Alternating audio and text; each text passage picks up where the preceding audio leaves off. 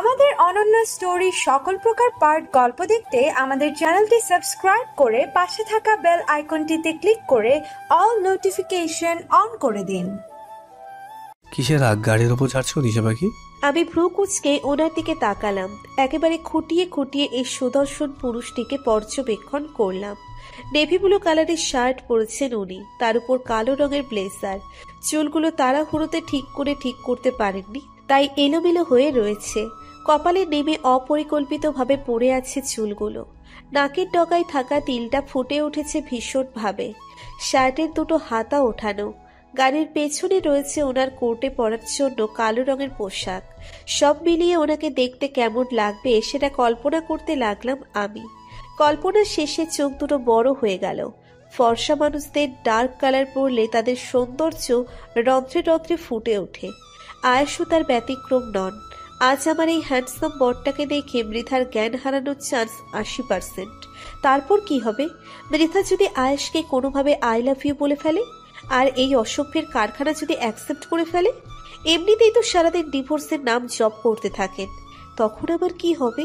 আমি ফট করে বলে দিলাম, এই শুনুন, আপনারা অফিসে যাওয়ার দরকার নেই। গাড়িটা ব্রেক করলেন আয়াস, আর আমার দিকে বিস্ময় নিয়ে তাকিয়ে বললেন, হোয়াট? কি বলছো তুমি? মাথা ঠিক আছে তোমার? হঠাৎ মানা করছো কেন তুমি? আয়েশের প্রশ্নের উত্তর খুঁজে পেলাম না আমি, তবুও কাট কণ্ঠে জবাব দিলাম, ইনসিকিউরিটি। ইনসিকিউরিটি কিসের তোমার? আপনাকে নিয়ে অনেক ইনসিকিউরিটি আমার। আপনি অফিসে যাবেন না ব্যাস। বলেই মুখ ফুলিয়ে বসে থাকলাম আমি। আয়াস গাড়ি থামিয়ে আমার কপালে হাত রাখলেন, তারপর অবাক কণ্ঠে বললেন, আমার মনে হচ্ছে তোমার শরীর ভালো যাচ্ছে না আজকাল। আমায় নিয়ে তোমার ইনসিকিউরিটি? এটা কি স্বপ্ন? আমি চোখ রাঙিয়ে তাকাতেই উনি দাঁত বের করে হেসে গাড়ি আবার স্টার্ট দিয়ে বললেন, ভয় নেই দিশা পাখি। যেদিন তোমার সাথে দ্বিতীয় সাক্ষাৎ কক্সবাজারে হয়েছিল সেদিনই আমার দৃষ্টি তোমাতে আটকে ছিল। এই দৃষ্টি ভবিষ্যতে অন্য কারোর দিকে যাওয়ার আগে আমি অন্ধ হয়ে যাব। স্বস্তি পেলাম আমি, কেঁপে উঠলাম আয়েশের কথায়। মৃদু হাওয়া বলে দিল, ওহে শুনছো? তোমার প্রেমিক পুরুষ তোমারই আছে। আমি মৃদু হেসে আয়েশের দিকে তাকালাম, তারপর আবার পর্যবেক্ষণ করে ওনার চুলে হাত রাখলাম আমি। আয়েশ খানিকটা বিরক্ত হয়ে বললেন, what are you doing? Accident হয়ে যাবে। কে সরে কার কথা? আমি ওনার চুল ঠিক করে একদিকে সিথি করে দিয়ে ক্ষান্ত হলাম। আয়েশ আবারও গাড়ি থামালেন। লুকিং গ্লাসের দিকে নিজেকে দেখে বিস্ফোরিত চোখে দেখলেন নিজেকে। এসব কি করছো? আমার চুলের অবস্থা? থাক, ওভাবেই থাকবে। আর শার্টের হাতা গুটিয়ে রেখেছেন কেন? নিচে নামান। বলে আমি নিজেই ওনার হাতের কাছে গিয়ে আমি শার্টের হাতা ঠিক করে দিলাম। আয়েশ আমার কর্মকাণ্ড দেখে নিজেকে দেখে বললেন, আমি খ্যাত বানাতে উঠে পড়ে লাগছো কেন? স্মার্ট হতে হবে কেন? মেয়েরা যাতে আপনার সঙ্গে ঢলাঢলি করে সে কারণে? আয়েশের দৃষ্টিতে বিস্ময়ে ভরা। আমি রাগ নিয়ে আছি। অতঃপর ঠোঁট কামড়ে হাসলেন উনি। হাসির মানেটা আমি বুঝলাম না। আমাকে নিয়ে কি উনি মজা করছেন? আমি রাগে কটমট করে হেসে জিজ্ঞেস করলাম, আপনি হাসছেন কেন? মজা লাগছে আপনার? আয়েশ মাথা নাড়িয়ে উত্তর দিল, ভালো লাগছে। ভালোবাসার মধ্যে সব থেকে সুন্দর অনুভূতি কি জানো? জিয়ালাসি। এটা শোনা মাত্রই সরে এসে বসলাম আমি। ঢোক গিলে অসহায় চোখে মুখে তাকালাম। আমি একটু বেশি ইনসিকিউরিটি হয়ে পড়েছি। পড়লেও বা কি, অন্যের বরের জন্য তো নয়, নিজের বরের জন্যই ইনসিকিউর হচ্ছি। এটা তো অস্বাভাবিক নয়। আয়েশ নিজের চুল ঠিক করতে গেলেই মানা করলাম আমি, চুল ওভাবেই থাকবে, না হলে আমি কিন্তু রাস্তায় বসে চিৎকার করে কান্না করে বলবো আপনি ছেলে ধরা, আমাকে নিয়ে যাচ্ছেন। অনেক ভেবে চিন্তে উত্তরটা দিয়ে দিলাম আমি। আয়েশ মৃদু চিৎকার দিয়ে বললেন, হোয়াট? যা শুনেছেন তাই। আমি ছেলে ধরা? লিসেন, তুমি আর আমি কিন্তু হাজব্যান্ড ওয়াইফ। সেটা আপনি জানেন আর আমি জানি, বাকিরা তো কেউ জানে না। বলেই আয়েশের স্টাইলে বাঁকা হাসলাম আমি। আয়েশ কি বলবেন ভেবে না পেয়ে বিড়বিড় করে গাড়ি স্টার্ট দিলেন। আমি মুখ চেপে ধরে হাসলাম। নিচের কেবিনে চোখ বন্ধ করে বসে আছে আয়াস। পরবর্তীতে কি করা যায় ভাবছে সে। মনে মনে বেশ কিছুটা পরিকল্পনা এঁটে ফেলেছে মিসেস মালিহাকে শায়েস্তা করার জন্য। কিন্তু তার জন্য আগে আনিশাকে ওই বাড়ি থেকে সরাতে হবে, যত দ্রুত সম্ভব। চোখ খুলে টেবিলে হাতের কনুই রেখে গালে হাত দেয় সে। কিছু একটা ভেবে বলে, আমি যদি ঠিক হই তাহলে মিসেস মালিয়া এখন নিশ্চয়ই ওই নীলাদ্র আর রক্তিম বাহাদুরের সাথে কন্ট্যাক্ট করার চেষ্টা করছে। কিন্তু উনি তো জানেনই না যে নীলাদ্র আমার কবজায়। বেচারা। কিন্তু এই রক্তিম বাহাদুর কোথায়?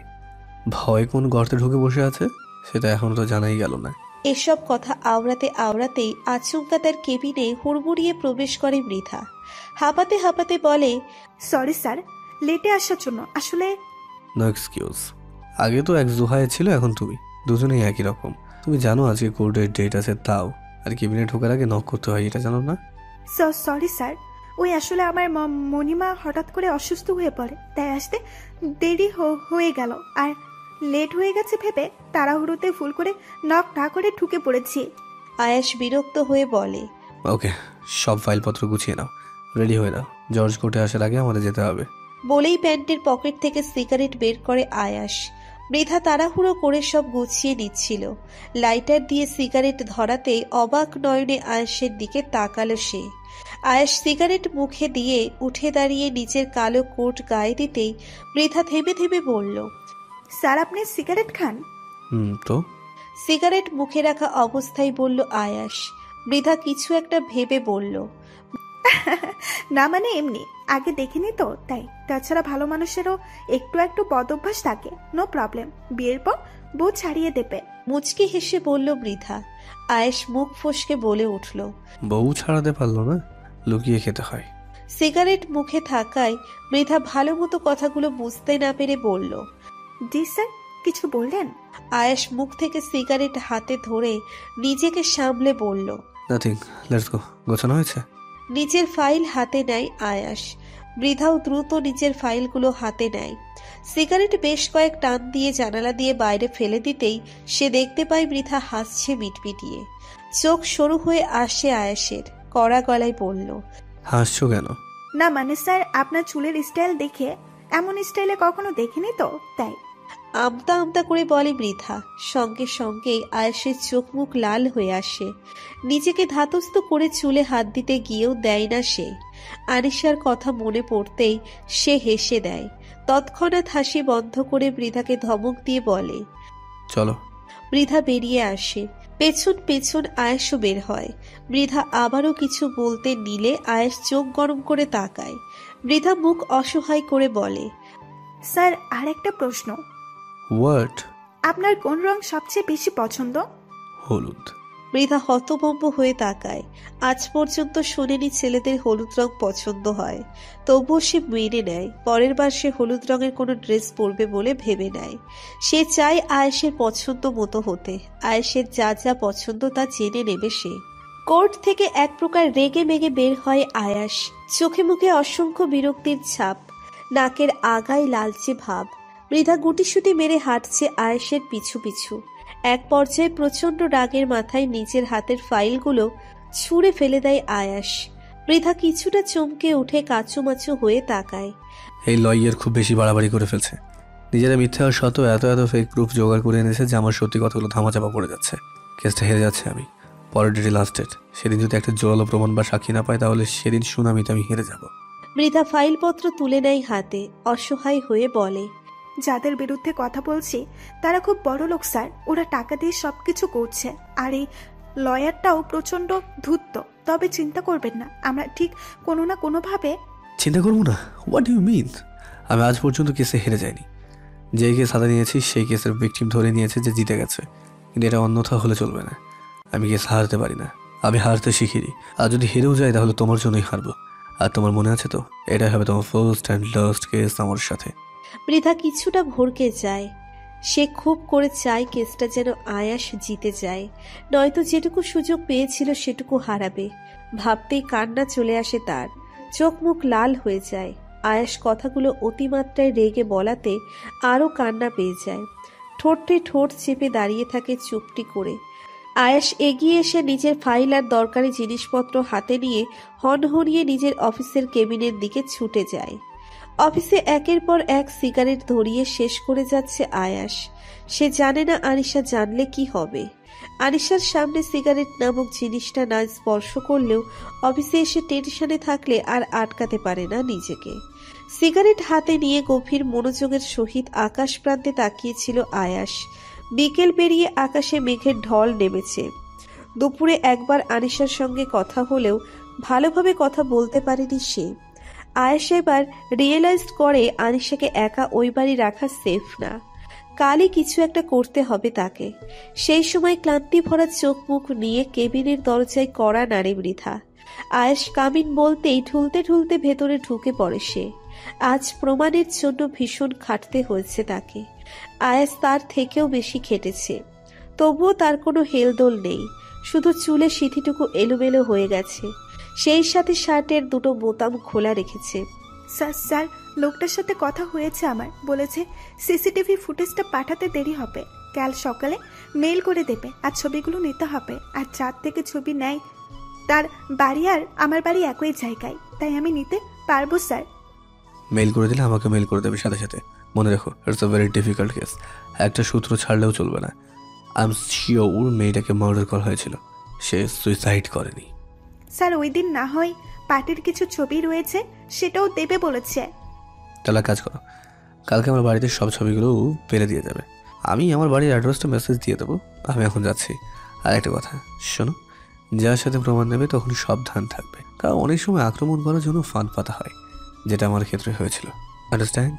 মৃধার মলিন মুখটা খুশিতে উৎফুল্ল হয়ে ওঠে। আয়াস তার কথা ভাবছে, তার কথা একটু হলেও চিন্তা করছে। এই ভেবেই দুপুরে যতটুকু মন খারাপ ছিল সেটাও হাওয়ার সঙ্গে উধাও হয়ে গেল। আনন্দের সঙ্গে হেসে মাথা দোলায় সে। সেটা দেখে আয়াসের দৃষ্টি সরু হয়ে আসে। মেয়েটা পাগল দেখি, এভাবে কারণে অকারণে হাসে কেন? কার পাল্লায় পড়েছে কে জানে। চেয়ারের উপরে থাকা কালো কোট হাতে নিয়ে বাইরের দিকে যেতে থাকে আয়াস।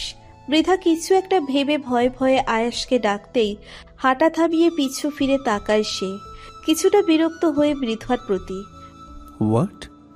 স্যার, আপনাকে একটা প্রশ্ন করার ছিল। একটা কেন? সারাদিন তো একটা প্রশ্ন করা ছিল বলে পুরো হিস্ট্রি জেনে নাও।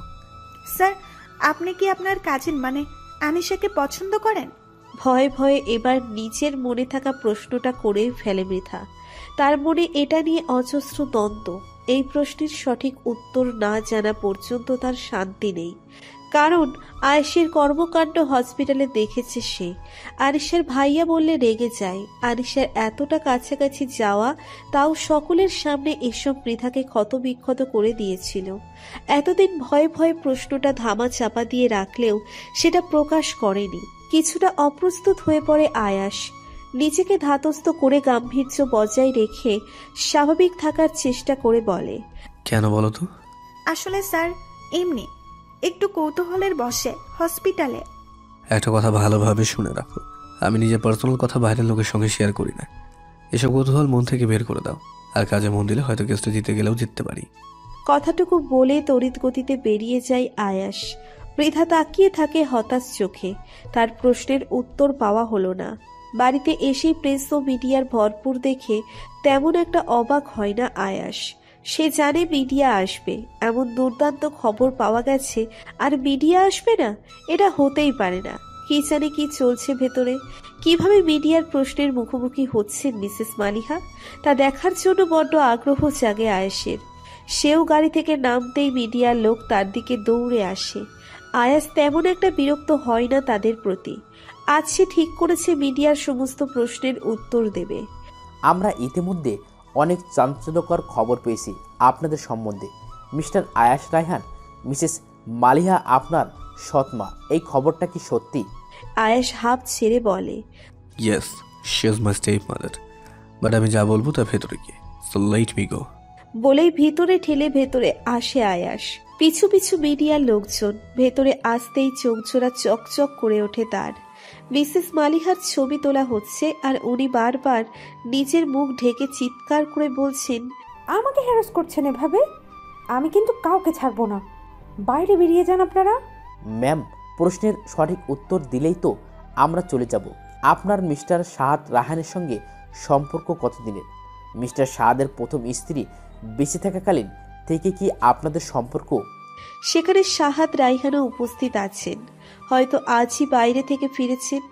আচ্ছা, বাইরে থেকে ফিরে এত চমক কি করে সামলাচ্ছেন উনি? সেটা ভেবে হাসে আয়াস। অনেক দিনের ক্ষোভ মিটছে তার। আজও তার কানে ভাসে তার মায়ের আগুনে পুড়ে যাওয়ার দৃশ্য। ছোট্ট আয়াস সেদিন মায়ের কাছে এগিয়ে যেতে চাইলে তার মা আসতে বারণ করে। একসময় মৃত্যুর কোলে ঢলে পড়ে। কি নিষ্ঠুর মৃত্যু! সেই মৃত্যু এই মহিলার জন্য। সে জীবনের শেষ নিঃশ্বাস পর্যন্ত এই মহিলাকে ঘৃণা করবে। চারিদিকে চোখ বুলাতে বুলাতে ওপরে চোখ যায় তার। করিডোরে আনিশা দাঁড়িয়ে লুকিয়ে লুকিয়ে সে দেখছে, কিন্তু সামনে আসছে না। আসা উচিত না, এতে সে হ্যারাস হতে পারে আগের বারের মতো। তাই আয়াস ইশারা করে আনিশাকে যেতে বলে।